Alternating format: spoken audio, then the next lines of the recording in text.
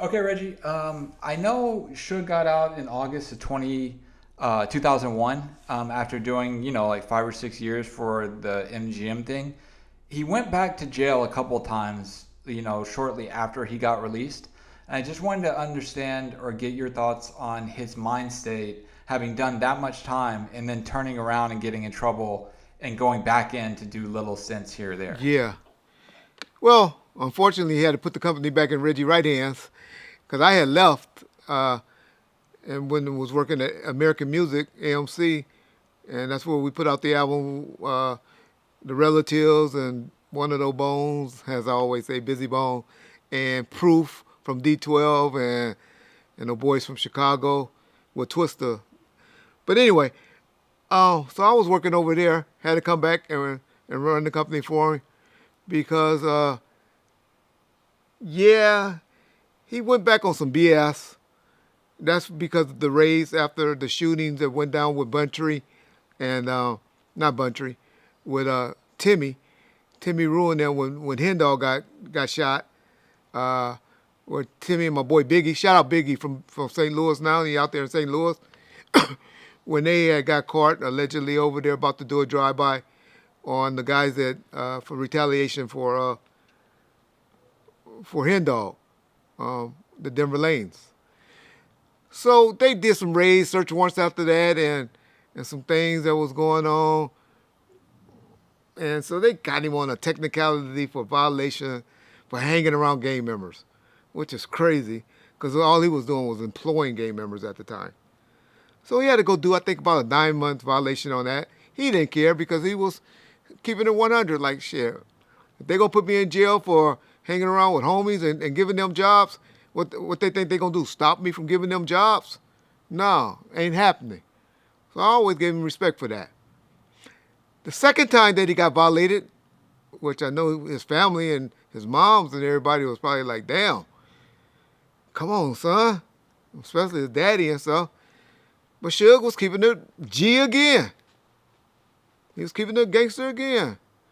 Where um, he was out with Whack 100 and Pooh Ryder.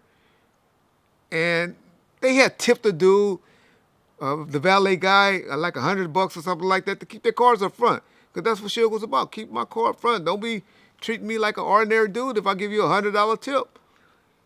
And they moved Suge's car. And it was taking a long time to get his car back. And so one of the dudes from Pacoima, of the two names I just mentioned, socked the valet driver. But, of course, they don't know them. They would know Whack 100 now. But back then, they didn't know who he was. And I'm not saying he was the one that did the hit because I'm not saying that. But they kept saying Suge Knight, Suge Knight, Suge Knight. And, no disrespect to our border brothers, which I know who was working and parking the cars. And all they knew was Suge Knight. That big guy, Suge Knight is the one that hit me when it wasn't Suge Knight. And I had evidence, and I knew, who it was. But Suge said, no, I'll do this violation. The most they can give me is a year, for this. And so if they're going to give me a year, you think I'm going to snitch on one of my homeboys? And he took that case when it wasn't him. So, yeah, it was devastating to his company for him been sitting down for those 2 years during that time period, during that, 3 year, 4 year time period. But that's how parole is. Anybody that's on probation and parole know that you're taking no chances when you're out there doing stuff. But thank God, I'm sure he knows he had Reggie Wright. And that's who he called.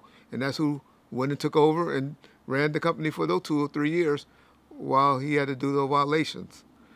Now, people always say, yeah, well, Death Row did this and did this under your watch. No, people don't realize Reg was really gone from January 2002, and Death Row didn't have to file bankruptcy until 2006. So Suge had 5 to 6 years to put out a hit if he wanted to.